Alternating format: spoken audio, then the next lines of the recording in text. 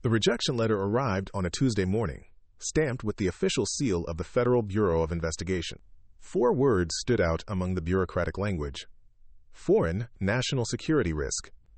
Sarah Mitchell stared at the document that had just ended her dream of joining the agency she'd prepared her entire life to serve. The irony was perfect in its cruelty. If they only knew the truth about her citizenship status, they would understand that she wasn't foreign at all. She was something far more dangerous. She was nobody. Before we jump back in, tell us where you're tuning in from, and if this story touches you, make sure you're subscribed, because tomorrow, I've saved something extra special for you. The birth certificate in Sarah Mitchell's file contained a lie that had protected her for 23 years. According to the official records filed in Cook County, Illinois, she had been born on March 15, 2001, to David and Margaret Mitchell, both American citizens. The hospital documentation showed a routine delivery at Northwestern Memorial, complete with footprints, birth weight, and attending physician signatures. Every detail had been crafted with meticulous precision by people who understood that the best deceptions were built on foundations of verifiable truth. The reality was far more complex. Sarah Mitchell had never existed until the moment she drew her first breath in a safe house operated by the United States Marshal Service. Her biological parents had been assets in a counterintelligence operation that went catastrophically wrong when their covers were blown by a mole within the CIA's Eastern European Division. They died in a car accident in Prague that wasn't an accident, leaving behind a 3-day-old infant who represented both a security liability and a moral obligation for the people who had recruited her parents into service they couldn't survive. The decision to create Sarah Mitchell had been made in a conference room buried 3 levels beneath the federal building in Washington, D.C. Deputy Marshal Catherine Wells had argued for standard adoption procedures through official channels that would place the child with a family who could provide normal upbringing without connection to intelligence operations. But the infant represented complications that extended beyond routine child welfare considerations. Her parents had possessed knowledge of operations spanning 12 countries and 14 years of classified activities. They had developed networks that included assets whose identities couldn't be exposed without compromising ongoing intelligence-gathering efforts. Most critically, they had been investigating penetration of American intelligence services by hostile foreign operatives, and their deaths suggested that investigation had been getting close to dangerous truths. The child couldn't be placed through normal adoption channels because background investigations might reveal connections to classified programs. She couldn't be surrendered to state child welfare systems because routine bureaucratic processing would create records that could be accessed by people who had killed her parents to protect secrets they were willing to murder to preserve. The solution required creating an identity so thoroughly documented that it would pass any level of scrutiny while completely severing connections to her biological heritage. David and Margaret Mitchell had been chosen from deceased persons files maintained by the Social Security Administration, a couple who had died childless in a traffic accident 18 months earlier, leaving behind perfectly clean backgrounds that could support the construction of a family history that never actually existed. Their deaths had been routine, unremarkable, the kind of tragic accidents that occurred thousands of times each year without attracting attention from intelligence agencies or foreign operatives. The safe house where Sarah spent her first 3 months of life was located in a residential neighborhood outside Richmond, Virginia.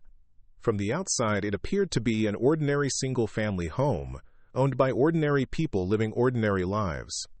The reality was a facility operated by people whose expertise lay in making impossible things appear routine through careful attention to details that most people never noticed. Mrs. Catherine Walsh served as Sarah's primary caregiver during those critical early months. Her official job involved administrative support for a Department of Agriculture office that managed rural development programs. Her actual responsibilities included maintaining safe houses for witnesses, defectors, and assets who required protection while their situations were resolved through methods that didn't appear in any operational manual. Walsh had raised 17 children who weren't actually her children over the course of 23 years of service with the Marshal Service. She understood the psychological challenges of forming attachments to infants who would disappear from her care when their security situations were resolved. But Sarah Mitchell was different from the others she had protected. Most children in witness protection were placed temporarily while their families were relocated to new identities in distant locations. Their stays in safe houses were measured in weeks or months, just long enough to process documentation and establish new lives that would keep them safe from people who had threatened their previous existence. Sarah represented something unprecedented. A child who would never be reunited with family because her family had been eliminated to protect secrets that required permanent concealment. The identity construction process consumed 6 months of careful work by specialists who understood that creating a convincing backstory required more than forged documents. Medical records had to be established that would support Sarah's fictional birth at Northwestern Memorial Hospital. Vaccination schedules had to be documented that would satisfy school enrollment requirements. Social Security numbers had to be issued through legitimate channels that would survive verification by employers, financial institutions, and government agencies.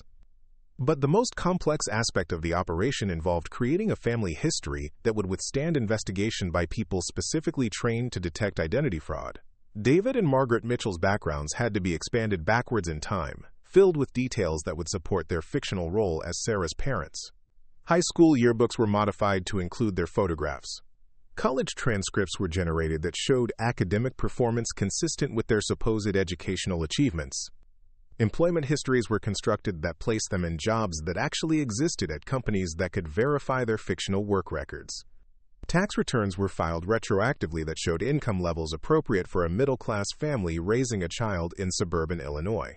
Bank accounts were established and maintained that demonstrated normal financial behavior patterns that wouldn't attract attention from investigative agencies.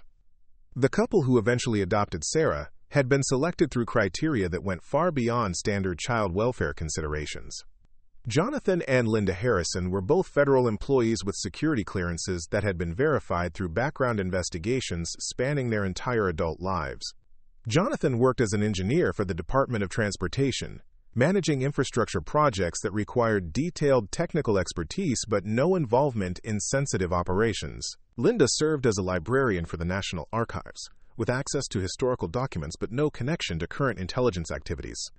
More importantly, they had been trying to adopt a child for 7 years through official channels that had proven frustratingly slow and complicated. Their desire for parenthood was genuine, documented through extensive paperwork and psychological evaluations that confirmed their suitability as adoptive parents. They would love Sarah Mitchell as their own daughter, while never knowing that her placement with them represented the final phase of an intelligence operation designed to protect classified information. The adoption process was managed through a private agency that specialized in difficult placements requiring discretion and flexibility. The Harrison family believed they were adopting an infant whose teenage mother had chosen them from a pool of prospective parents after careful consideration of their qualifications and suitability. The story was plausible, emotionally satisfying, and completely fictional. Sarah's integration into the Harrison household was seamless because everyone involved believed they were participating in a normal adoption process. Jonathan and Linda Harrison provided loving, stable parenting that gave Sarah every advantage a child could want: excellent schools, enriching activities, family vacations, and the security of being genuinely wanted by people who considered her arrival the greatest blessing of their lives.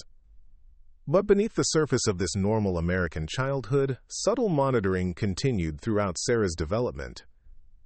Her pediatric care was provided by doctors who submitted routine reports to a medical database that was accessed by people who never identified themselves or explained their interest in her health and development. Her academic performance was tracked through school records that were periodically reviewed by educational consultants who claimed to be conducting research on gifted student development. The monitoring was so carefully disguised that even the Harrisons never suspected their daughter's life was being observed by people who maintained active interest in her welfare. They believed the periodic educational assessments were part of advanced student programs available to academically gifted children. They thought the comprehensive medical care was simply excellent health care provided through Jonathan's federal employee insurance benefits. Sarah herself grew up completely unaware that her existence was built on foundations of carefully constructed fiction. She knew she was adopted, but the story she'd been told satisfied her curiosity about her origins. Her birth parents had been young college students who wanted to ensure she had opportunities they couldn't provide.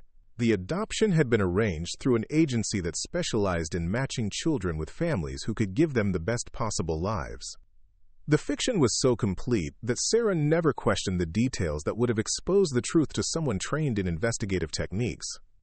She never wondered why her birth parents' names weren't included in her adoption records. She never investigated the private agency that had arranged her placement with the Harrisons.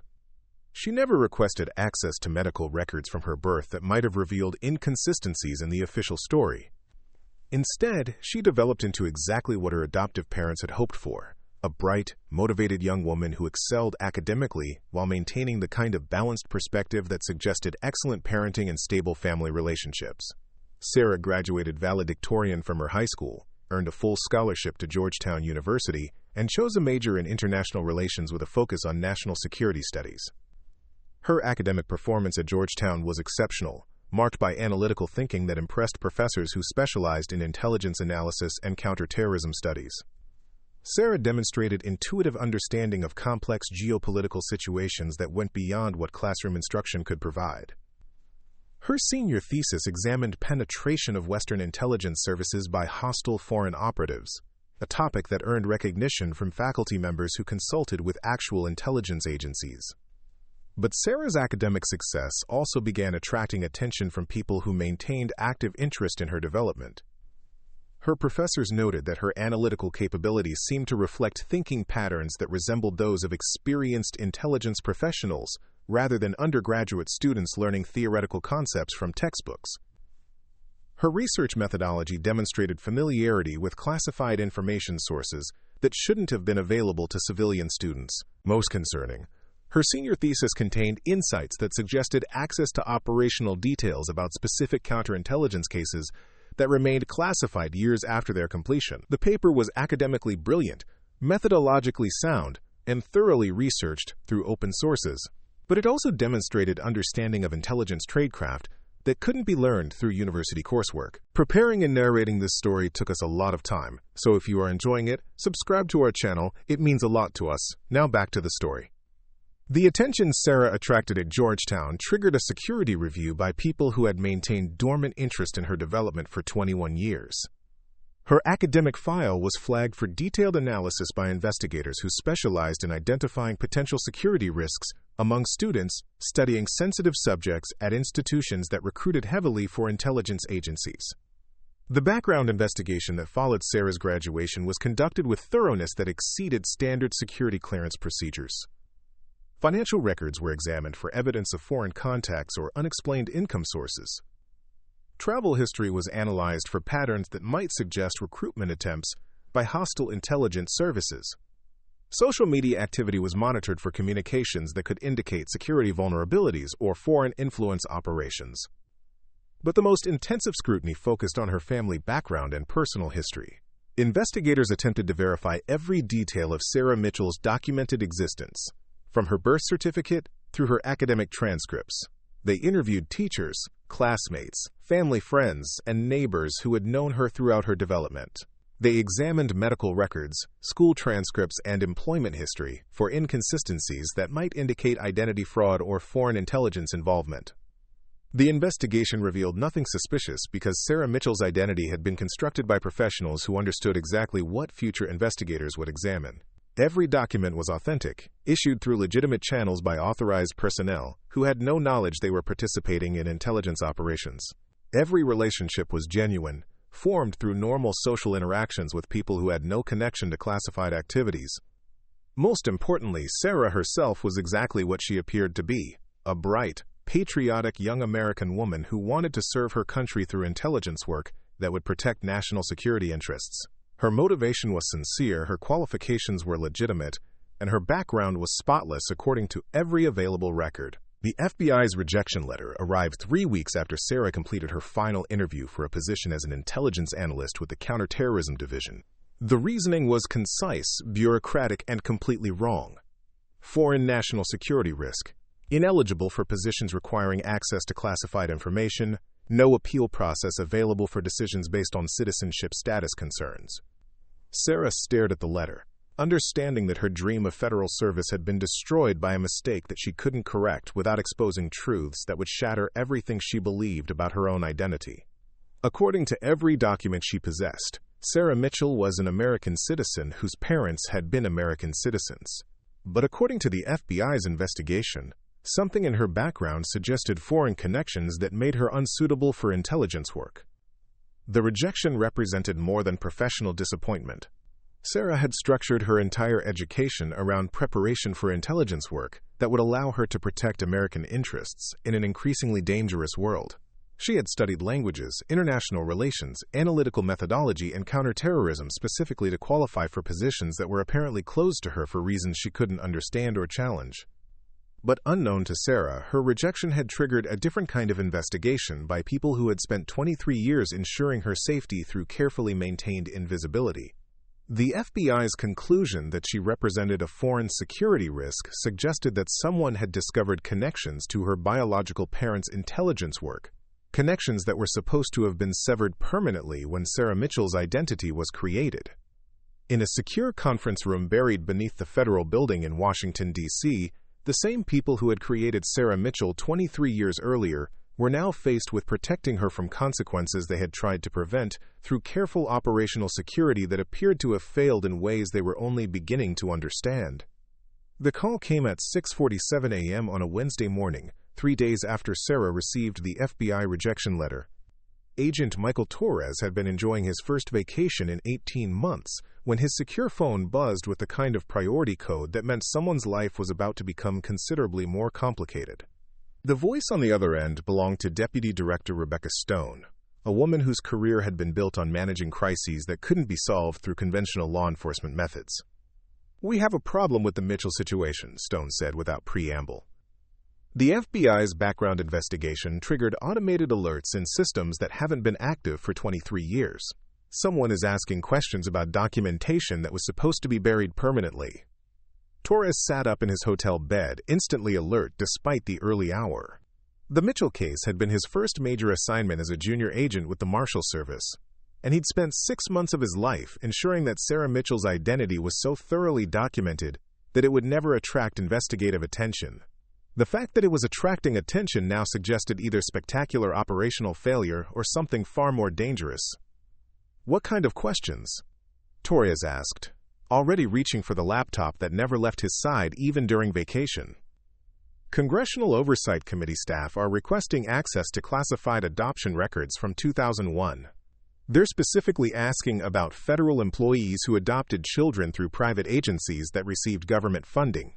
The requests are being justified as part of an investigation into potential abuse of federal resources for personal benefit.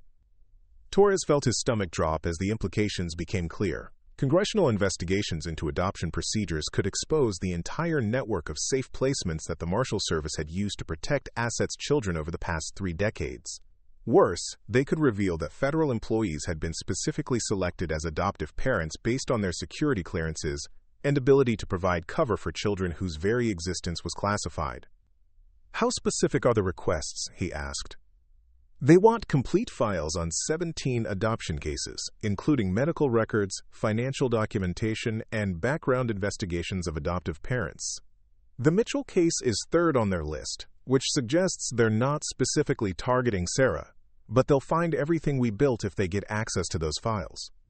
Torres began typing rapid commands into his laptop, accessing databases that existed in the shadow spaces between official federal record systems.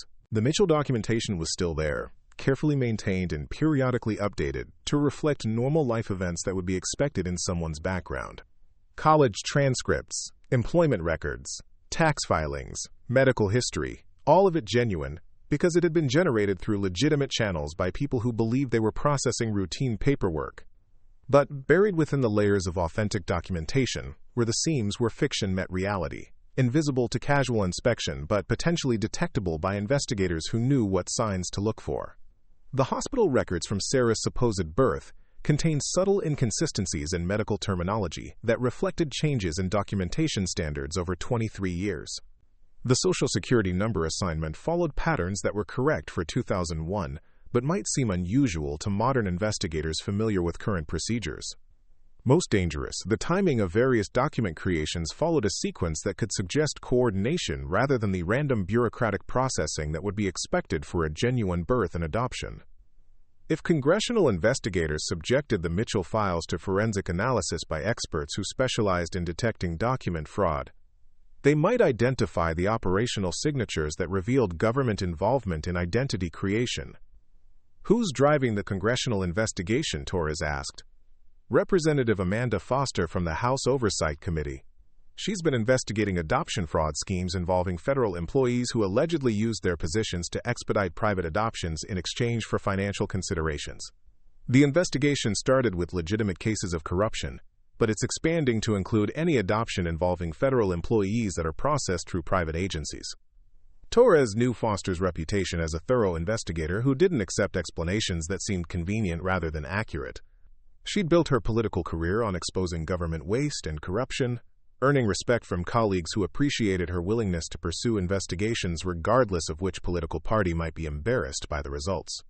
If Foster's committee gained access to the Mitchell files, they would subject them to exactly the kind of detailed analysis that could expose operational techniques the Marshal Service had used to protect hundreds of assets over the years. Timeline? Torres asked. Already beginning to formulate contingency plans that would protect Sarah while preserving the security of other operations that could be compromised by exposure of identity creation methods. The committee has requested expedited processing of their document requests. They want complete files within 30 days, with preliminary reviews beginning as soon as partial records become available. That gives us maybe 2 weeks before someone starts examining documentation that could lead them to ask questions we can't answer. Torres closed his laptop and began packing with the efficiency of someone who'd spent 25 years responding to crises that required immediate action. Sarah Mitchell had grown up believing she was the adopted daughter of loving parents who'd chosen her through a private agency that specialized in difficult placements.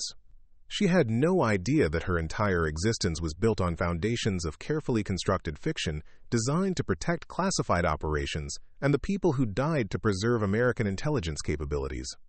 But congressional investigation would inevitably reveal the truth about her origins, exposing her to dangers that extended far beyond personal embarrassment or family trauma. Foreign intelligence services maintained active interest in the children of assets who'd been eliminated to protect operational security. If Sarah's background was exposed through congressional hearings that received media attention, she would become a target for people who might use her to gather information about intelligence operations her biological parents had been involved in before their deaths. The flight from Denver to Washington took 4 hours, giving Torres time to review files he hadn't accessed in years. Sarah's biological parents had been recruited by the CIA during their graduate studies at Columbia University, where they demonstrated language capabilities and analytical skills that made them valuable for operations in Eastern European countries struggling with post-Soviet transitions. David Petrov and Anna Volkov had been brilliant academics whose expertise in regional politics and economics made them perfect candidates for intelligence work that required deep cultural understanding rather than traditional espionage tradecraft. Their cover identities as economic consultants working for international development organizations had provided access to government officials, business leaders, and political figures throughout the former Soviet Union. For 8 years, they'd gathered intelligence that contributed to American understanding of economic and political developments in countries that were critical to European security but remained largely opaque to conventional intelligence gathering methods. The operation had been extraordinarily successful until a mole within the CIA's Eastern European division began selling asset identities to Russian intelligence services that maintained active interest in penetrating American operations throughout the region. David and Anna had been identified as American assets and targeted for elimination through methods designed to appear accidental while sending clear messages to other potential recruits about the consequences of cooperation with American intelligence services. Their deaths in Prague had been officially attributed to a traffic accident involving a drunk driver who'd fled the scene.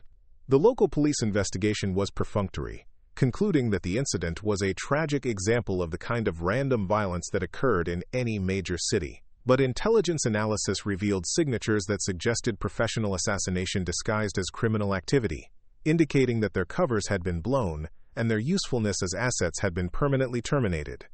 The infant they'd left behind represented both a security liability and a moral obligation for the people who'd recruited her parents into service they couldn't survive. Standard procedure would have involved placing the child through official adoption channels that created no connection to intelligence operations. But David and Anna had possessed knowledge of ongoing operations that extended far beyond their own assignments. including details about other assets whose safety depended on maintaining operational security that could be compromised if their child was placed through channels that might be monitored by hostile intelligence services. The decision to create Sarah Mitchell's identity had been made by people who understood that protecting one child required methods that could preserve the security of dozens of other operations. The investment in time, resources, and expertise necessary to construct a completely fictional background had been justified by the need to ensure that Sarah could grow up safely while protecting information that her parents had died to preserve. Torres arrived at the federal building as afternoon shadows were lengthening across Pennsylvania Avenue. The elevator to sublevel 3 required 2 separate key cards and a biometric scan that verified his authorization to access facilities that didn't appear on any building schematic. The conference room where he met with Deputy Director Stone was the same one where Sarah's identity had been planned 23 years earlier, though most of the people who'd participated in that planning had retired or moved to other assignments.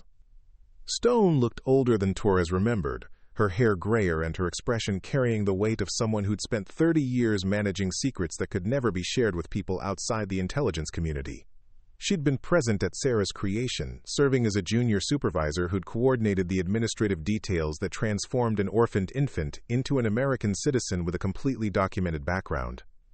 "Status report," Stone said, gesturing toward a chair across from a table covered with files that Torres recognized as documentation from the original Mitchell operation. "Congressional timeline gives us approximately 10 days before preliminary document review begins. Representative Foster's committee has specifically requested files that would expose our identity creation methods if they're subjected to forensic analysis by investigators who understand what signs to look for." Stone opened one of the files, revealing photographs of Sarah at various ages that had been taken during routine medical appointments and school events. The surveillance had been so carefully disguised that even her adoptive parents had never suspected their daughter's development was being monitored by people who maintained active interest in her welfare. "Options?" Stone asked. Torres had spent the flight considering alternatives that ranged from document destruction to complete exposure of the truth about Sarah's origins. Each option carried risks that extended far beyond Sarah's personal safety, potentially compromising ongoing operations and exposing methods that were still being used to protect assets in hostile environments around the world. "We can attempt to influence the congressional investigation through unofficial channels," suggesting that the adoption files they're requesting contain information that could compromise ongoing national security operations. That might slow their timeline while we develop more permanent solutions. Likelihood of success? Minimal. Foster's committee has already demonstrated willingness to pursue investigations that embarrass intelligence agencies. They're not likely to accept national security justifications without independent verification that we can't provide without exposing exactly what we're trying to protect. Stone turned to another file that contained more recent photographs of Sarah, including surveillance images taken during her years at Georgetown University. Torres noted that she'd grown into an attractive young woman whose academic achievements suggested intelligence and determination that would have made her parents proud. "Alternative approaches?" Stone asked. "We could accelerate Sarah's integration into federal service through agencies that don't require the same level of background investigation that triggered the FBI's rejection. That would provide cover for any unusual aspects of her documentation while giving her the career in government service she's been preparing for." Agencies? Torres had researched possibilities during his flight, identifying federal organizations that recruited people with Sarah's qualifications but processed security clearances through different procedures that might not trigger the same automated alerts that had exposed her to congressional attention. State Department cultural attaché positions, Commerce Department trade analysis, Treasury Department financial intelligence. All of them require analytical skills that match her academic background, and all of them process clearances through expedited procedures that might bypass the systems that flagged her for congressional investigation. Stone considered the suggestion while reviewing documentation that showed Sarah's academic performance and extracurricular activities throughout her university years. Her transcripts reflected exceptional analytical capabilities combined with language skills and cultural knowledge that would make her valuable for international assignments requiring sophisticated understanding of economic and political developments. Implementation timeline, quote, 6 to 8 weeks if we can coordinate placement through unofficial channels that expedite her hiring process. The positions exist, her qualifications are legitimate, and the agencies involved have cooperative relationships with intelligence services that might be willing to facilitate placement for someone with her background. Complications?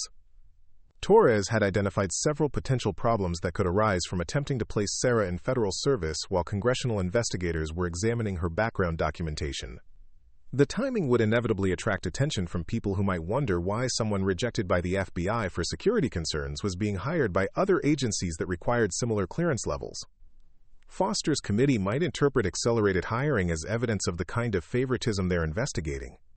If they discover that Sarah's placement was coordinated through unofficial channels, it could expand their investigation to include the agencies that hired her. Stone closed the files and leaned back in her chair, considering alternatives that would protect Sarah while preserving operational security for methods that were still being used to protect assets around the world. The situation required balancing Sarah's safety against the security of operations that could be compromised if congressional investigation exposed identity creation techniques that had taken decades to perfect. "Recommendation?" she asked. Torres had reached a conclusion during his review of available options. Sarah Mitchell represented a unique case that required solutions that hadn't been attempted in previous situations involving congressional investigation of classified operations. Contact Sarah directly. Explain the situation in general terms that don't compromise operational security, but give her enough information to make informed decisions about her future. She's intelligent enough to understand the implications, and she deserves the opportunity to choose how to respond to circumstances that were created to protect her but now threaten everything she's worked to achieve. Stone stared at him for several seconds, considering the unprecedented nature of what he was suggesting. In 23 years of managing Sarah's case, direct contact had been specifically prohibited to maintain the separation between her genuine civilian identity and the intelligence operations that had created her background. That would violate every protocol we've established for managing assets children. Sarah isn't a child anymore. She's an adult who's been rejected for federal service because of security concerns that we created through methods designed to protect her. She has the right to understand why her life has been shaped by decisions made before she was old enough to participate in those decisions. The silence stretched between them as Stone considered implications that extended far beyond Sarah's individual case. Direct contact with assets children had been prohibited precisely because it could compromise their ability to live normal lives while protecting information their parents had died to preserve. But Sarah's situation had evolved beyond what standard protocols were designed to handle. Congressional investigation threatened to expose her background whether or not she was informed about the truth of her origins. The question was whether she would face that exposure with knowledge that might help her navigate the consequences, or whether she would discover the truth about her identity through congressional hearings that could place her in immediate danger from people who maintained active interest in eliminating traces of her parents' intelligence work. Authorization requirements? Stone asked. Torres understood that direct contact with Sarah would require approval from levels of authority that rarely became involved in individual cases. The decision would involve people whose responsibilities included protecting entire networks of operations that could be compromised if congressional investigation exposed methods that were still being used around the world. Deputy director level minimum, possibly higher if the decision could affect ongoing operations in other regions. Stone reached for a secure telephone that connected her to people who made decisions about problems that threatened operational security at the highest levels of government.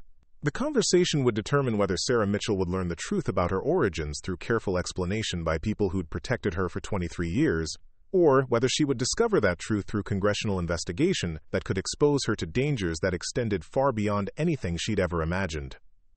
The coffee shop in Georgetown was chosen for its acoustic properties rather than its convenience. Agent Torres had spent 2 hours conducting surveillance sweeps that confirmed the location was free from electronic monitoring devices that might compromise the most sensitive conversation of his career. The booth in the back corner provided visual privacy while remaining public enough to avoid attracting attention from anyone who might be conducting counter-surveillance on either participant. Sarah arrived precisely on time, carrying herself with the confident posture of someone accustomed to academic environments where intellectual capability mattered more than social connections. She wore a navy blue blazer over dark jeans, professional enough to suggest seriousness of purpose while remaining casual enough to fit the coffee shop setting. Her expression combined curiosity with caution, the look of someone who'd received an unexpected invitation from a stranger claiming to have information about her FBI rejection. Torres had rehearsed this conversation dozens of times during the past week, practicing explanations that would convey essential information without revealing operational details that could compromise ongoing security operations. The balance between honesty and operational security required precision that went beyond anything his training had prepared him to handle. "Sarah Mitchell?" he asked, rising from his booth as she approached. "Yes, you're the person who called about my background investigation?" Torres gestured toward the seat across from him, noting that Sarah positioned herself to maintain visual contact with the coffee shop entrance while keeping her back to the wall.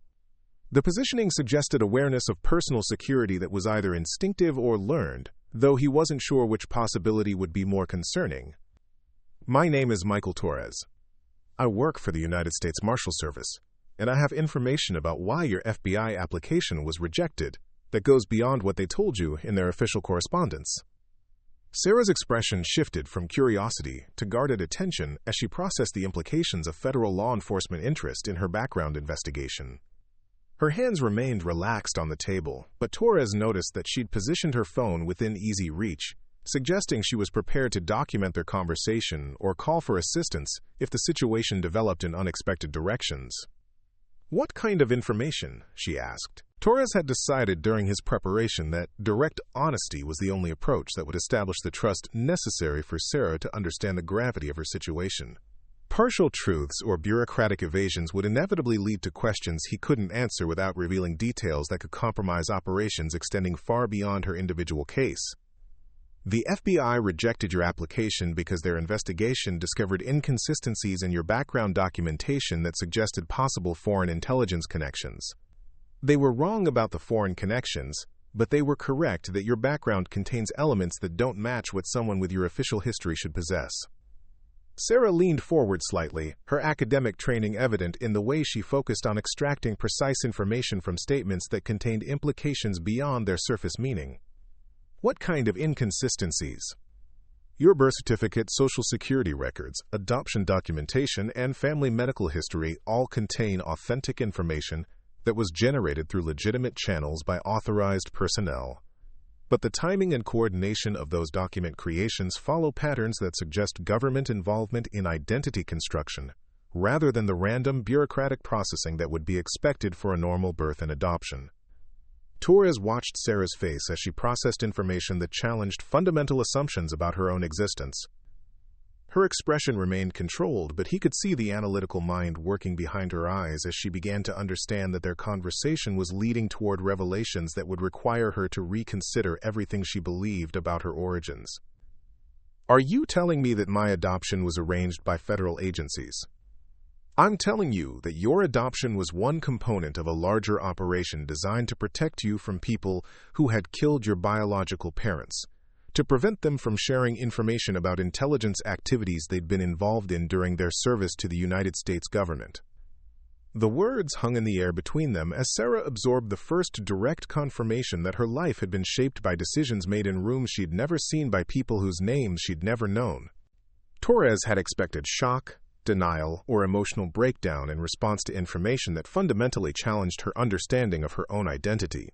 Instead, Sarah's reaction suggested intellectual curiosity, combined with the kind of analytical detachment that would be valuable in intelligence work. "My biological parents were intelligence assets? They were recruited by the CIA during their graduate studies and served for 8 years in Eastern European countries where they gathered intelligence that contributed to American understanding of economic and political developments in regions that were critical to European security.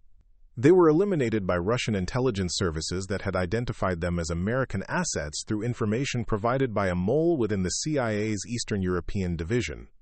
Sarah absorbed this information with the same focused attention she'd applied to academic research, treating the revelation as a complex problem requiring careful analysis rather than an emotional crisis demanding immediate reaction. "And my adoption by the Harrisons was arranged to protect me from those same Russian intelligence services." "Your adoption was arranged to protect you from anyone who might attempt to use you to gather information about intelligence operations your parents had been involved in. The Russians were the immediate threat, But there were other hostile intelligence services that maintained active interest in American assets operating in their regions of influence. Torres reached into his jacket pocket and withdrew a manila envelope containing photographs he'd been authorized to share with Sarah. The images showed her biological parents during their years of intelligence service, though the settings and contexts had been carefully edited to remove details that might compromise ongoing operations or reveal specific locations where they'd worked. These are your biological parents, David Petrov and Anna Volkov. They met during graduate studies in international economics at Columbia University, where they were recruited for intelligence work that required their expertise in regional politics and economic development. Sarah studied the photographs with intense concentration, searching for physical resemblances that might connect her to people she'd never known existed until this moment. Torres could see recognition in her expression as she identified facial features and expressions that matched her own appearance and mannerisms. Do I look like them? You have your mother's eyes and your father's analytical intensity. The way you approached this conversation, the questions you're asking, the way you're processing information that would overwhelm most people, suggests you inherited intellectual capabilities that made them valuable for intelligence work.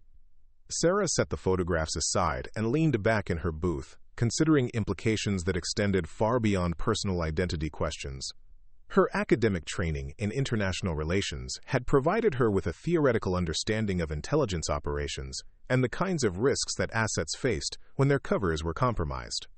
If my parents were killed by Russian intelligence services and my identity was created to protect me from similar threats, why am I learning this now? What's changed that makes it necessary to reveal information that was apparently classified for 23 years? Torres had anticipated this question and prepared an explanation that would convey the urgency of Sarah's situation without revealing details about congressional investigation methods that could compromise other operations. Congressional oversight committees are investigating adoption procedures involving federal employees to determine whether government resources were improperly used for personal benefit. Their investigation has identified your adoption as one of several cases that demonstrate unusual coordination between federal agencies and private adoption organizations. And if they discover the truth about my background. Congressional hearings are public proceedings that receive media attention. If your background is exposed through congressional investigation, it would identify you as the daughter of eliminated intelligence assets, making you a target for hostile intelligence services that maintain active interest in gathering information about American operations. Sarah absorbed this information with the same analytical approach she'd applied to previous revelations, treating the threat assessment as an intellectual exercise rather than an immediate personal danger. What are my options? Quote, Torres had prepared several alternatives that would provide Sarah with choices about how to respond to circumstances that had been created to protect her, but now threatened everything she'd worked to achieve. We can arrange placement in federal service through agencies that process security clearances using different procedures that might not trigger the same automated alerts that led to your FBI rejection. The State Department, Commerce Department, Treasury Department all recruit people with your qualifications and might be willing to expedite your hiring through unofficial channels. What would that accomplish? It would provide you with the career in government service you've been preparing for while giving you access to resources that could help protect you if congressional investigation exposes your background despite our efforts to prevent that exposure. Sarah considered this option while studying the photographs of her biological parents, apparently weighing the benefits of federal employment against the risks of remaining connected to government operations that had already attracted congressional attention. Alternative approaches? Torres had prepared additional options that would allow Sarah to distance herself from government service while maintaining access to protection that might be necessary if her background was exposed through congressional investigation or other means. Complete identity change. We can provide you with a new background that has no connection to your current identity or the operations that led to your parents' deaths. New name, new location, new employment history that would allow you to disappear completely while maintaining financial resources necessary to support yourself independently. That would mean abandoning everything I've worked for, my education, my career plans, my relationship with my adoptive parents, everything that defines who I am. It would mean prioritizing your safety over your professional ambitions. Given the threats you're facing, that might be the most rational choice. Sarah set the photographs aside and looked directly at Torres, her expression suggesting she'd reached a decision that reflected careful consideration of risks and benefits, rather than emotional reaction to overwhelming information. You mentioned that a congressional investigation is threatening to expose my background.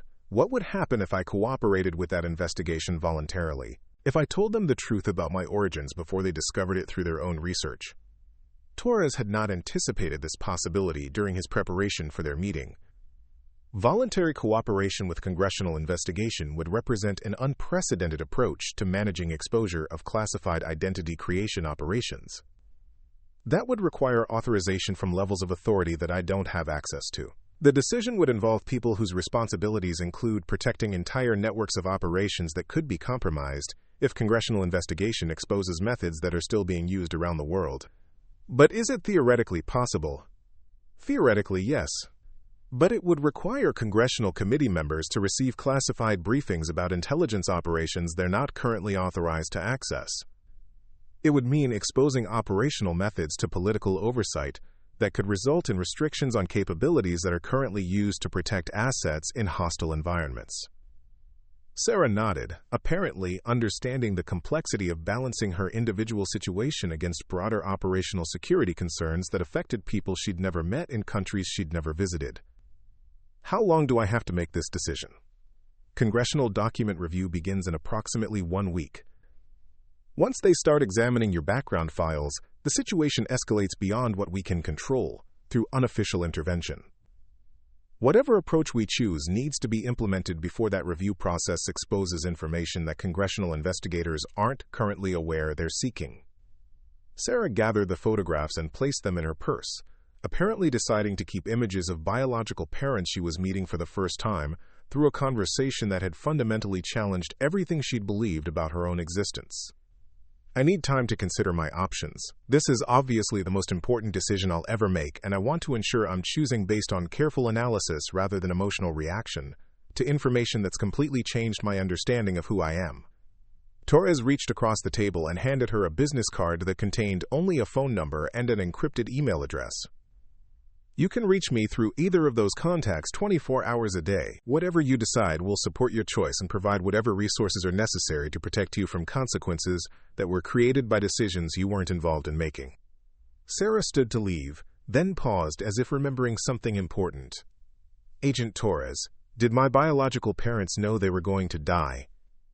Did they have time to make arrangements for me? Or were they just trying to survive long enough to see me grow up?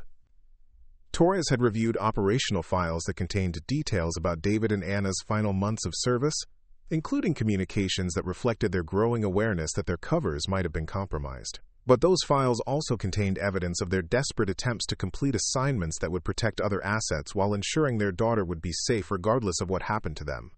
They knew they were in danger, and they used that knowledge to ensure you would be protected even if they couldn't survive to raise you themselves. Everything that's been done to keep you safe was based on preparations they made because they understood that your welfare was more important than their own survival.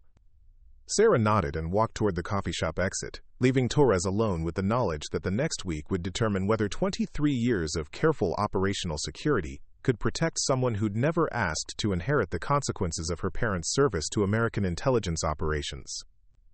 The conversation had lasted 47 minutes and covered information that would normally require months of careful briefing to convey properly. But Sarah's reaction suggested she possessed the intellectual capability and emotional resilience necessary to understand the gravity of her situation while making rational decisions about alternatives that would determine the rest of her life.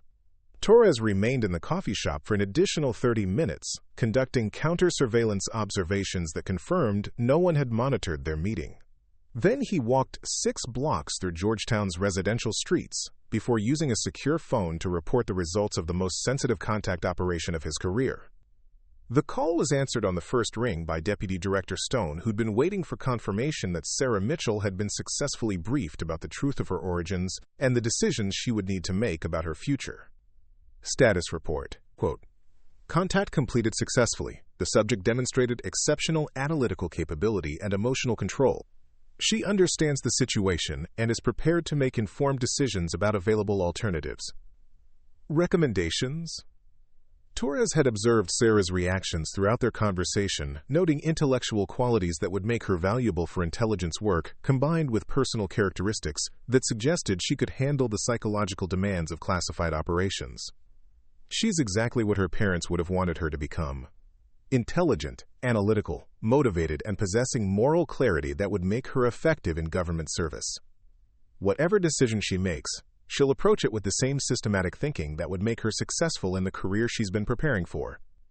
Timeline for her decision? 1 week maximum.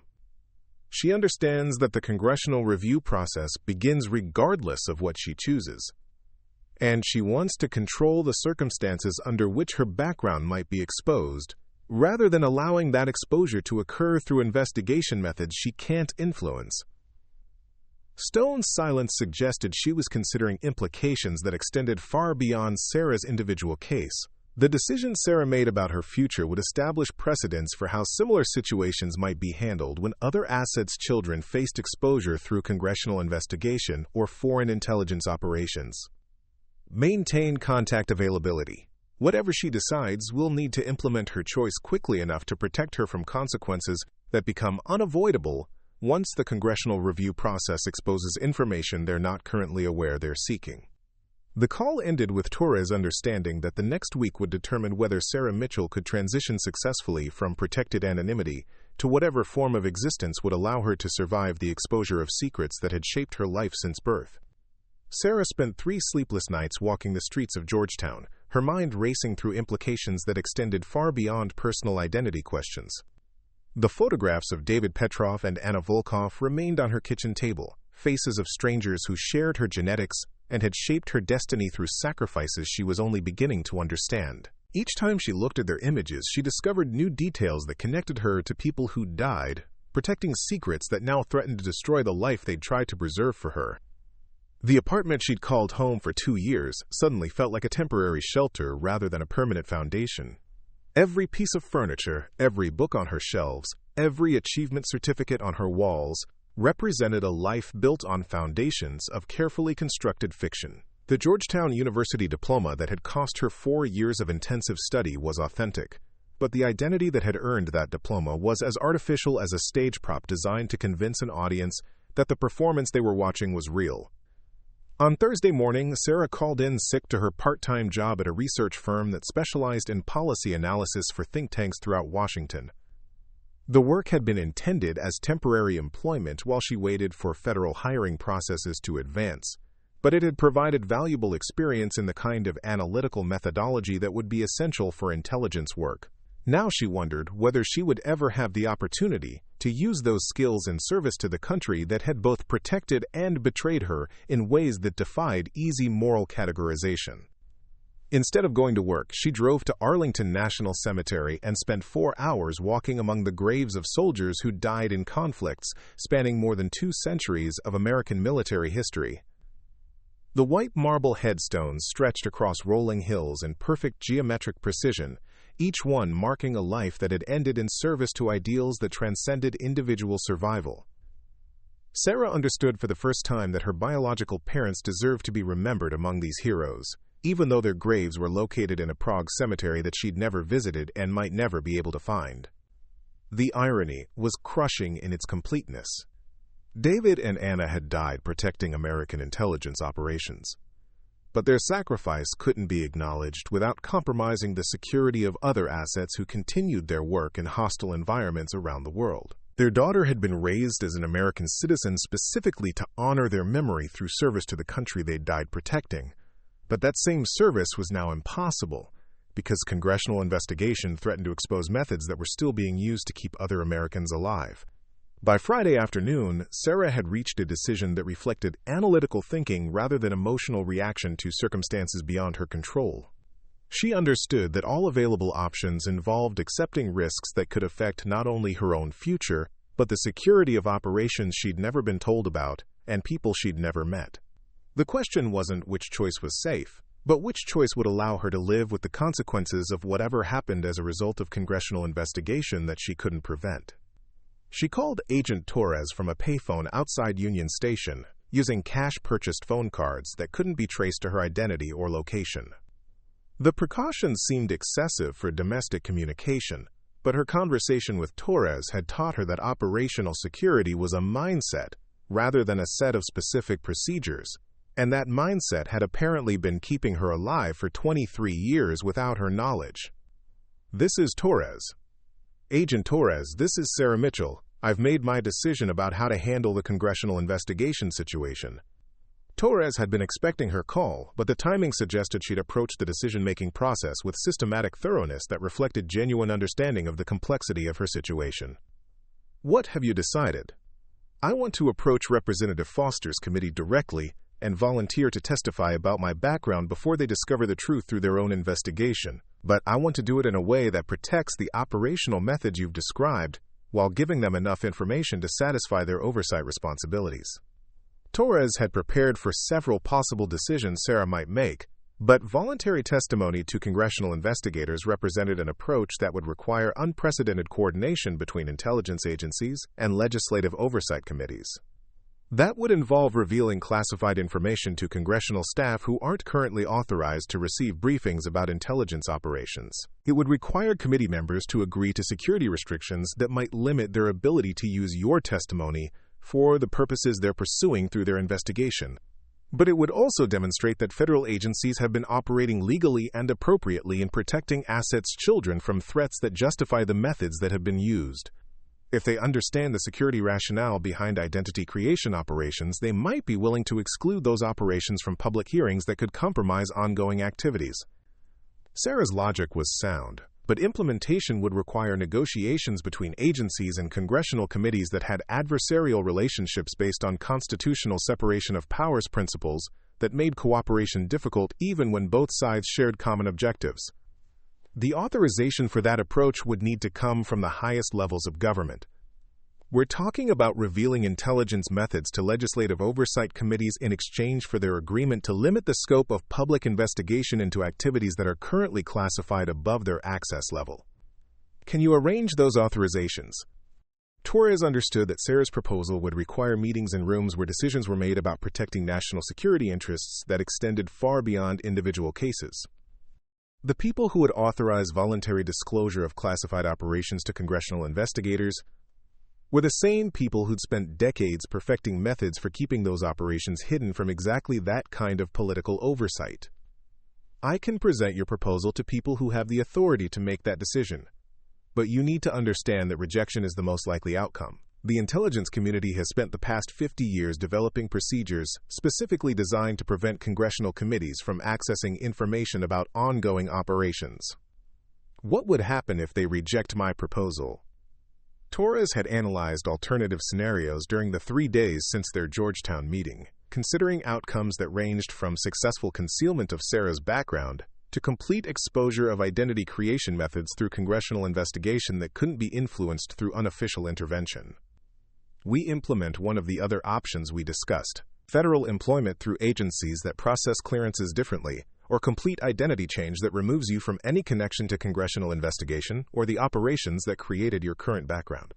Sarah's pause suggested she was considering implications that extended beyond her personal preferences about career choices or lifestyle decisions.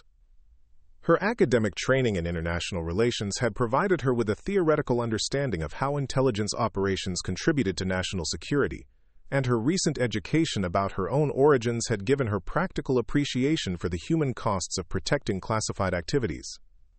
Agent Torres, if congressional investigation exposes identity creation methods without proper security context, how many other people could be affected?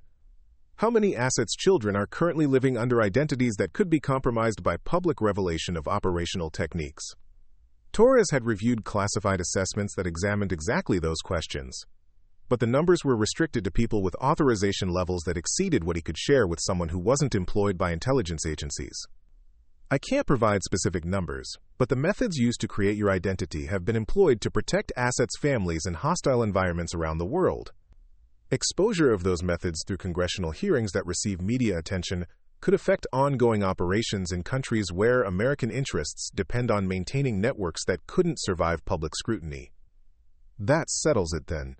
I'll testify voluntarily, but only if congressional committee members agree to receive my testimony through classified briefings that protect operational methods while satisfying their oversight requirements. If they won't agree to those restrictions, I'll choose a complete identity change that removes me as a factor in their investigation. Torres recognized that Sarah had approached her decision through the same analytical methodology that had made her biological parents valuable for intelligence work. She'd considered personal preferences, assessed risks to herself and others, and chosen an approach that balanced competing interests in ways that reflected sophisticated understanding of the political and security implications involved. Implementation timeline? Congressional document review begins Monday morning.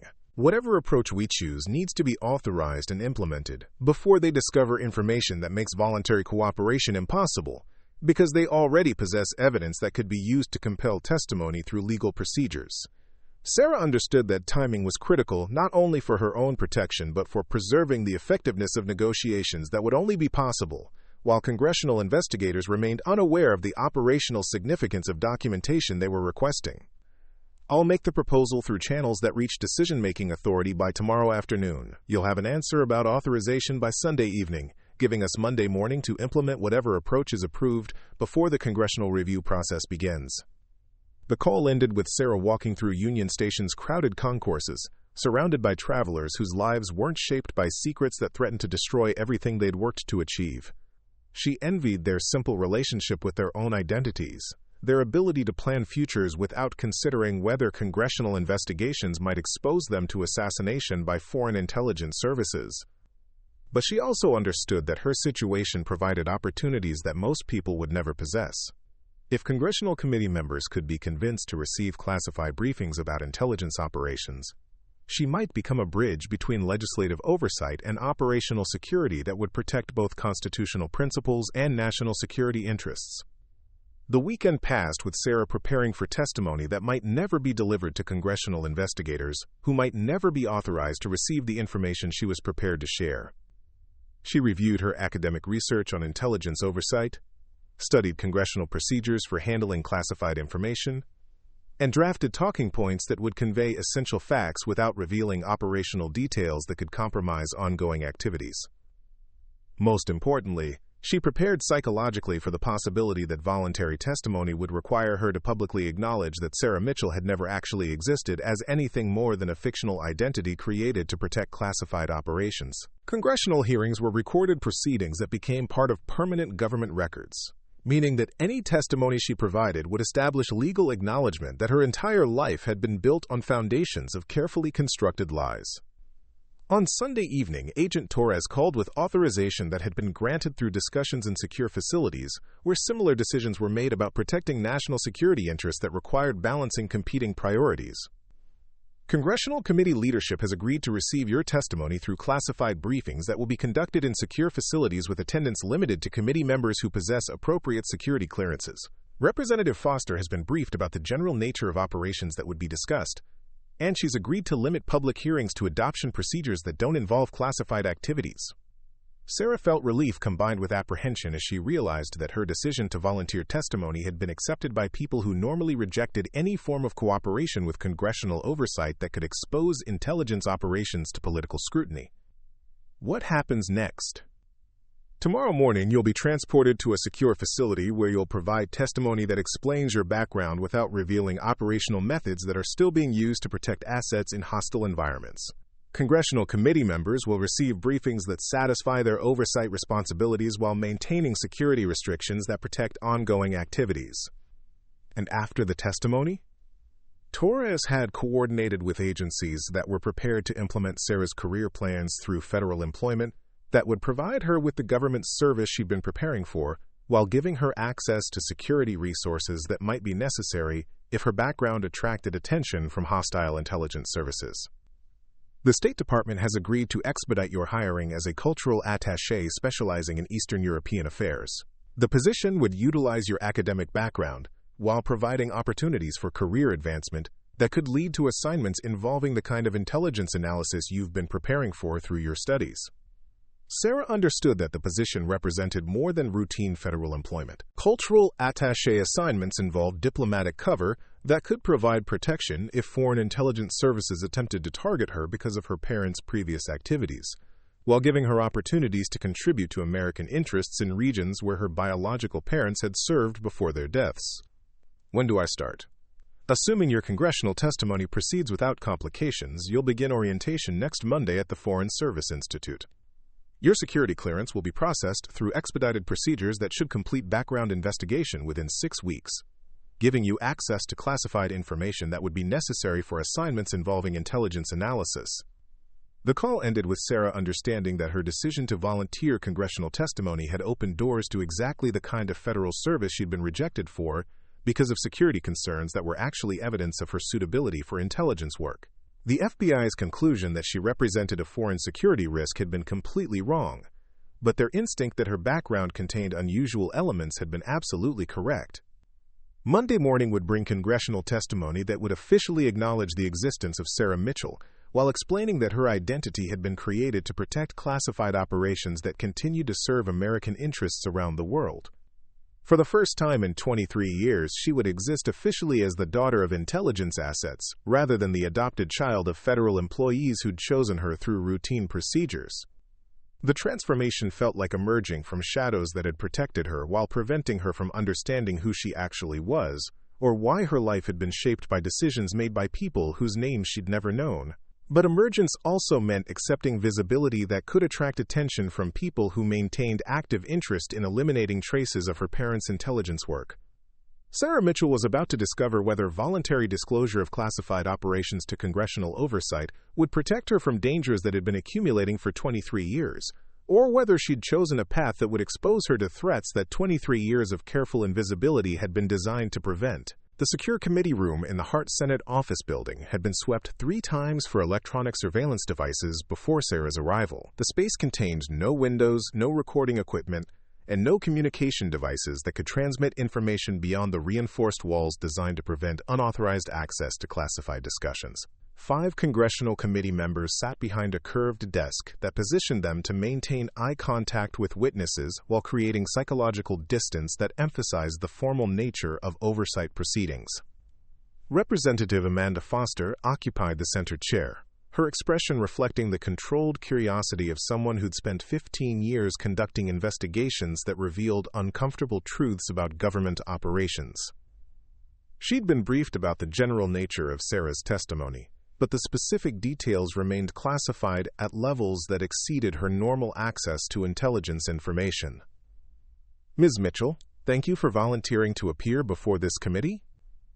We understand that your testimony involves information that requires security restrictions not normally applied to congressional oversight proceedings. Please state your full name and current employment status for the record. Sarah adjusted the microphone positioned in front of her chair, noting that the recording equipment had been disconnected according to security protocols established for classified testimony. Her words would be transcribed by stenographers who possessed security clearances appropriate for the information she was authorized to reveal. My name is Sarah Mitchell.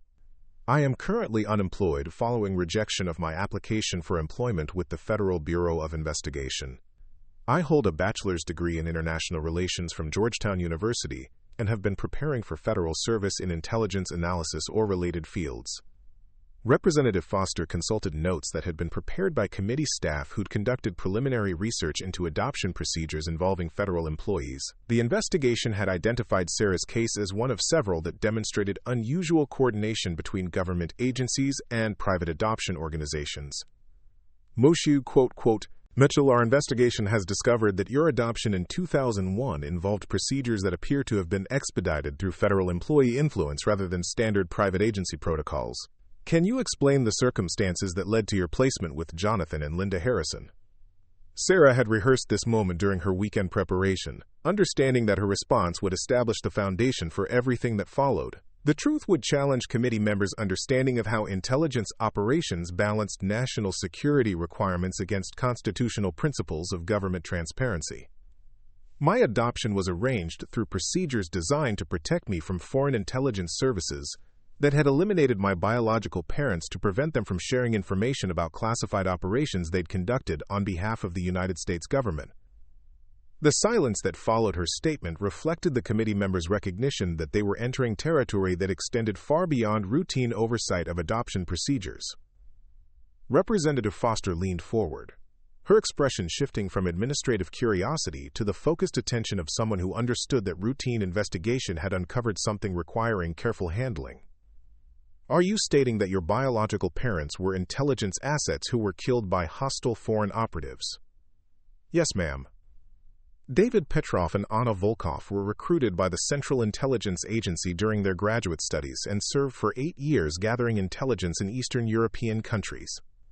They were identified as American assets through information provided by a mole within the CIA's Eastern European Division and were eliminated by Russian intelligence services in Prague in March 2001.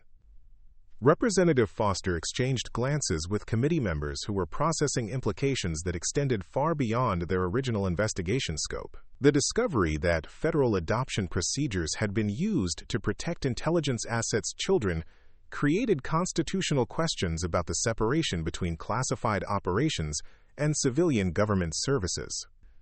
Ms. Mitchell, if your parents were eliminated by foreign intelligence services, why wasn't their child placed through standard witness protection procedures rather than adoption arrangements that involved federal employees? Quote, Sarah had anticipated this question and prepared an explanation that would convey essential information without revealing operational details that could compromise ongoing activities in other regions. Standard witness protection procedures create records that can be accessed by people investigating federal programs. My parents possessed knowledge of operations that extended beyond their own assignments, including information about other assets whose safety depended on maintaining operational security that could be compromised if standard placement procedures created connections between their child and classified activities. Committee member Representative James Crawford, a former military officer who served on the House Intelligence Committee, asked the question that Sarah had been preparing to address since her decision to volunteer testimony. What you're describing suggests that intelligence agencies have been operating adoption networks designed to conceal assets' children through procedures that bypass normal oversight mechanisms. How many other cases involve similar arrangements? Sarah understood that her response would influence congressional decisions about whether to expand their investigation to include identity creation methods that were still being used to protect assets' families around the world. I cannot provide specific numbers because that information remains classified above my access level, but I can confirm that the methods used to create my identity have been employed to protect assets' children in situations where standard protection procedures would create security vulnerabilities that could affect ongoing operations. Representative Foster consulted with committee staff who'd been taking notes throughout Sarah's testimony, apparently recognizing that their adoption fraud investigation had uncovered intelligence operations that required coordination with agencies they hadn't originally planned to examine. Ms. Mitchell, you stated that you were rejected for FBI employment because of security concerns related to your background. Given what you've told us about your origins, why would your background create security concerns rather than demonstrating your suitability for intelligence work? Quote, this question addressed the central irony that had motivated Sarah to seek answers about her rejection and ultimately led to her decision to volunteer congressional testimony rather than allowing the truth to be discovered through investigation methods she couldn't control. The FBI's background investigation discovered inconsistencies in my documentation that suggested foreign intelligence connections. Their conclusion was wrong about foreign connections, but correct that my background contained elements that didn't match what someone with my official history should possess. The security concerns that led to my rejection were actually evidence of the operational methods that had been used to protect me. Representative Crawford leaned back in his chair, apparently recognizing the complexity of balancing individual rights against operational security requirements that extended beyond Sarah's personal situation. This committee has a responsibility to ensure that federal resources aren't being misused for purposes that violate congressional oversight requirements. But we also have an obligation to protect national security interests that may justify methods we don't normally approve of. How do you recommend we proceed with our investigation? Sarah had prepared for this question because it addressed the fundamental purpose of her voluntary testimony, convincing congressional oversight committees to exclude classified operations from public investigations that could compromise ongoing activities while satisfying their constitutional responsibilities for government accountability.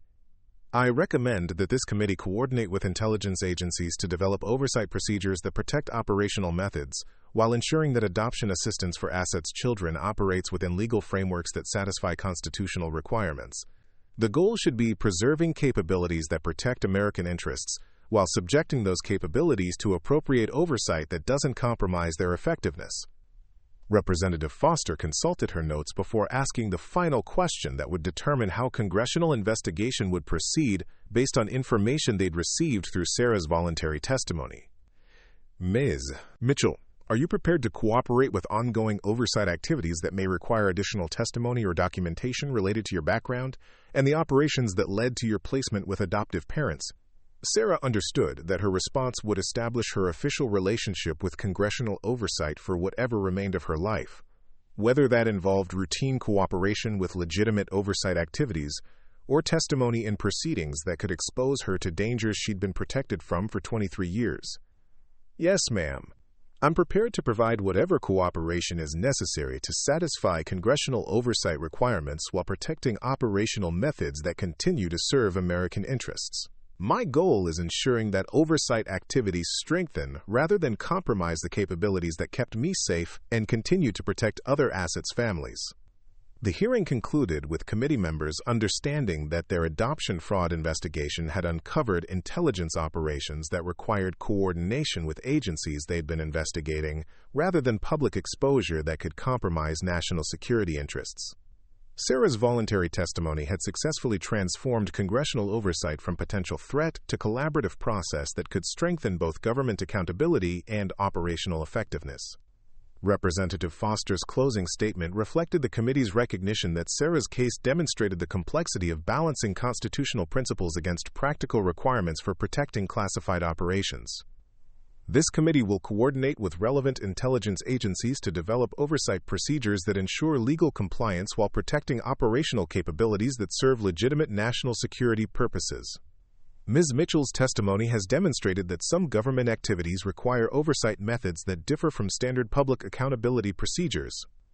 Sarah left the secure committee room understanding that her decision to volunteer testimony had successfully protected operational methods while establishing her official existence as the daughter of intelligence assets, rather than the adopted child of federal employees. The congressional investigation would continue, but it would focus on improving oversight procedures rather than exposing methods that could compromise ongoing activities. More importantly, her testimony had opened the door to federal service that would honor her biological parents' sacrifice, while contributing to American interests in regions where they'd served before their deaths. The State Department position awaiting her represented opportunities to continue their work through different methods that reflected changed circumstances and her own capabilities. For the first time in 23 years, Sarah Mitchell existed officially as herself rather than as a fictional identity created to protect classified operations. The transformation felt like emerging from shadows that had protected her, while preventing her from understanding her true purpose. Now she could begin building a life that honored both her adoptive parents who'd raised her and her biological parents who'd died to keep her safe. 6 months after her congressional testimony, Sarah stood in the secure briefing room at the State Department's Foreign Service Institute, reviewing intelligence reports that would have been impossible for her to access before her background was officially acknowledged through classified oversight procedures. The documents spread across the conference table contained assessments of political developments in Eastern European countries, where her biological parents had operated 2 decades earlier, regions that remained critical to American interests, despite fundamental changes in geopolitical alignments since the end of the Cold War. Her new position as cultural attaché for Eastern European affairs provided diplomatic cover for intelligence analysis that contributed to American understanding of economic and political developments in countries that were still navigating complex relationships between Western integration and Russian influence. The work honored her parents' sacrifice while utilizing academic expertise she'd developed through studies that had originally been intended to prepare her for FBI employment that was no longer necessary. The irony was perfect in its resolution. The same background that had led to her FBI rejection for foreign security concerns now made her uniquely qualified for State Department assignments that required sophisticated understanding of the historical and cultural factors that shaped contemporary political developments in regions where American interest depended on maintaining networks that couldn't survive public scrutiny. Sarah's security clearance had been processed through expedited procedures that reflected congressional committee recommendations for improving oversight of classified operations without compromising their effectiveness. The background investigation that had previously identified security concerns now documented her suitability for accessing information about intelligence activities that extended far beyond her parents' assignments.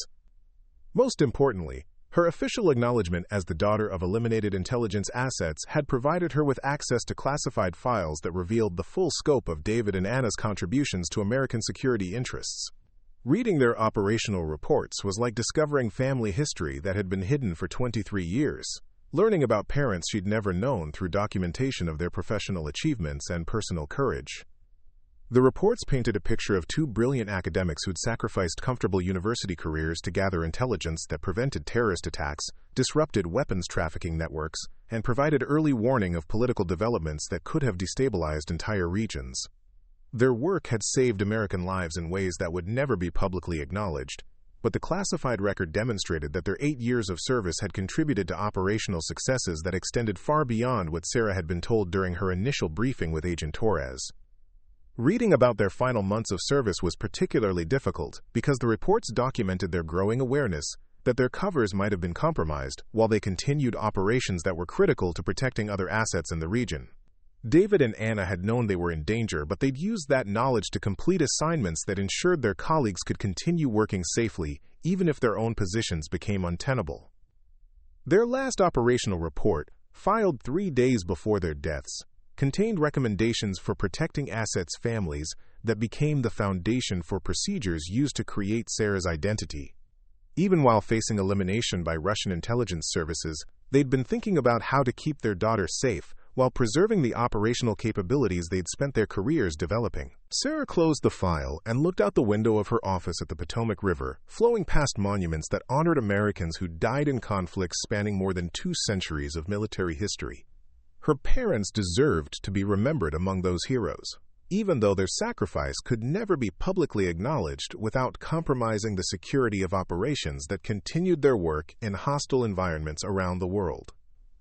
Her phone buzzed with a text message from Agent Torres, who'd been promoted to Deputy Director of Operations following successful resolution of the congressional investigation crisis. Their professional relationship had evolved into something approaching friendship based on shared understanding of the complexity involved in balancing individual rights against operational security requirements that affected people they'd never met in countries they'd never visited.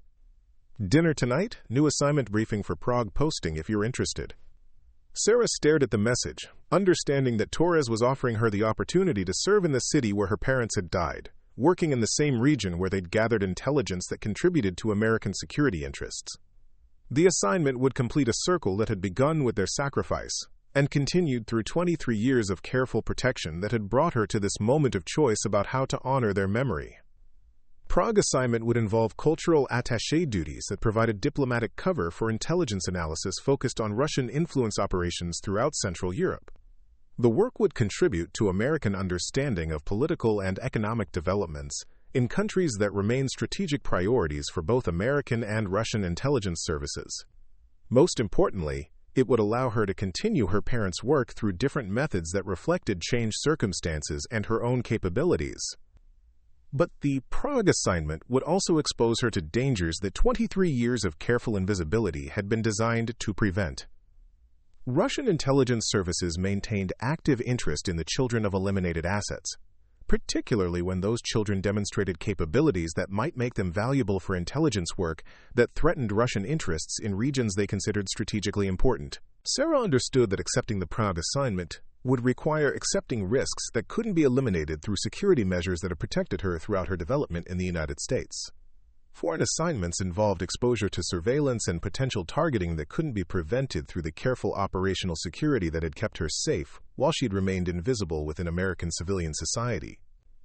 She typed her response with the same analytical precision that had characterized every major decision she'd made since learning the truth about her origins 6 months earlier.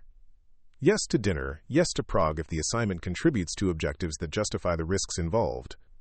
The restaurant Torres had chosen specialized in Eastern European cuisine that reminded Sarah of meals she'd shared with her adoptive parents during family vacations throughout her childhood.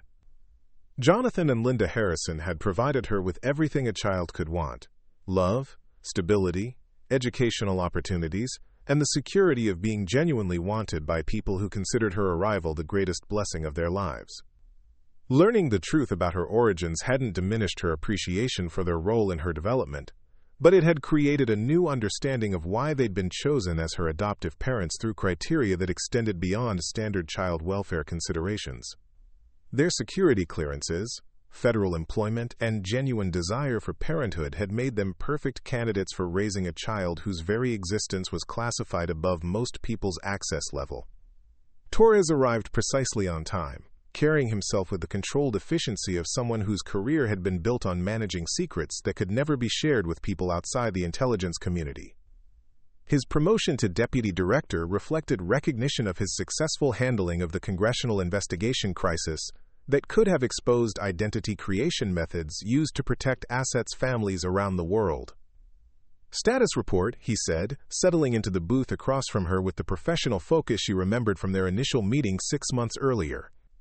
"Adjustment to official existence is proceeding smoothly. Security clearance processed without complications. Cultural attaché duties providing valuable experience in diplomatic procedures that would be essential for foreign assignments requiring intelligence analysis." Torres smiled at her systematic approach to updating him about her transition from protected anonymity to acknowledged federal service. Her tendency to treat personal conversations like operational briefings reflected analytical thinking that would make her effective in assignments that required sophisticated understanding of political and economic developments in volatile regions. Prague assignment involves cultural attaché duties at the embassy while conducting intelligence analysis focused on Russian influence operations throughout Central Europe. The position would utilize your academic background while providing opportunities for career advancement that could lead to senior assignments involving policy development at the highest levels of government. Sarah had researched Prague thoroughly during the week since Torres had first mentioned the possibility of foreign assignment. The city remains strategically important for American interests because of its location at the intersection of Western European integration and Russian sphere of influence concerns. Cultural attaché duties would provide legitimate cover for intelligence gathering that contributed to American understanding of political developments throughout the region. Security considerations? Torres had anticipated this question and prepared an assessment that balanced operational opportunities against risks that couldn't be eliminated through standard diplomatic security measures. Russian intelligence services maintain sophisticated surveillance capabilities throughout Prague that would monitor American diplomatic personnel as a matter of routine. Your background as the daughter of eliminated assets would make you a priority target for recruitment or elimination, depending on their assessment of your potential value or threat level. Mitigation strategies? Embassy security provides standard diplomatic protection that includes communication security, residential security, and counter-surveillance support for official activities. But foreign assignments inherently involve exposure to risks that don't exist within United States borders, particularly for someone with your background and family history. Quote, Sarah considered the briefing while studying the menu of Eastern European dishes that her biological parents might have enjoyed during their years of service in the region where they'd ultimately been killed by people who had identified them as American assets. Professional assessment of mission value versus personal risk. Torres had reviewed classified analyses that examined the strategic importance of American intelligence operations in Central Europe, balancing operational requirements against personnel security considerations that affected every assignment involving areas where hostile intelligence services maintained active capabilities.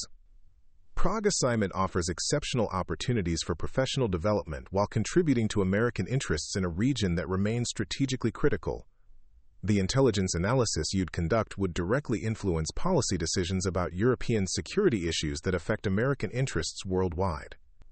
But the personal risks are real and cannot be completely eliminated through security measures available to diplomatic personnel.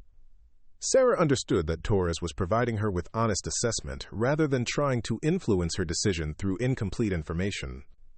His recommendation would reflect his professional judgment about whether the Prague assignment served American interests while maintaining acceptable risk levels for personnel who possessed knowledge that could compromise ongoing operations if they were captured or recruited by hostile intelligence services. Your recommendation? Accept the assignment. Your capabilities are uniquely suited for intelligence analysis in that region, and your personal motivation ensures you'll approach the work with commitment that reflects genuine understanding of what American interests require in hostile environments. The risks are manageable through proper operational security, and the professional opportunities justify accepting those risks. Sarah nodded, understanding that accepting the Prague assignment would complete her transition from protected anonymity to operational involvement in intelligence work that honored her parents' sacrifice while contributing to American security interests in regions where they'd served before their deaths. Timeline for deployment. Quote, 6 weeks of additional training at the Foreign Service Institute, followed by a language immersion program specifically focused on Czech and Russian dialects you'll encounter in Prague. Departure scheduled for late November, arriving in time to establish operational routines before winter weather complicates surveillance detection activities. The conversation continued through dinner as Torres provided a detailed briefing about the Prague assignment that covered everything from cultural attaché responsibilities to intelligence collection priorities that would guide her work at the embassy. The information painted a picture of opportunities that would utilize every aspect of her academic preparation while providing practical experience in intelligence analysis that could lead to senior positions involving policy development at the highest levels of government. But most importantly, the Prague assignment would allow her to serve in the city where her parents had died protecting American interests, completing a circle that had begun with their sacrifice and continued through 23 years of careful protection that had prepared her for exactly this kind of service to her country. After dinner, Sarah walked along the Potomac River past monuments that honored Americans who died in conflicts spanning more than 2 centuries of military history. Her parents deserved to be remembered among those heroes, and the Prague assignment would provide her with opportunities to continue their work while ensuring that their sacrifice contributed to American security interests in regions that remained strategically critical. She called Torres from the riverbank, using encrypted communication equipment that had become routine tools for someone whose existence was now officially acknowledged as connected to classified operations. "This is Sarah. I accept a Prague assignment with deployment scheduled for late November." "Understood. Training begins Monday morning at the Foreign Service Institute. Welcome to Operational Intelligence Analysis, Cultural Attaché Mitchell." Sarah ended the call and continued walking along the river, understanding that her life had come full circle from infant refugee protected through fictional identity to intelligence analyst preparing for assignment in the city where her parents had died serving American interests. The transformation felt like emerging from shadows that had protected her while preventing her from understanding her true purpose. In 6 weeks, she would board a flight to Prague carrying diplomatic credentials that acknowledged her official existence as Sarah Mitchell, cultural attaché for Eastern European affairs, daughter of David Petrov and Anna Volkov, who died protecting American intelligence operations in the city where she was now being assigned to continue their work through different methods that reflected changed circumstances and her own capabilities.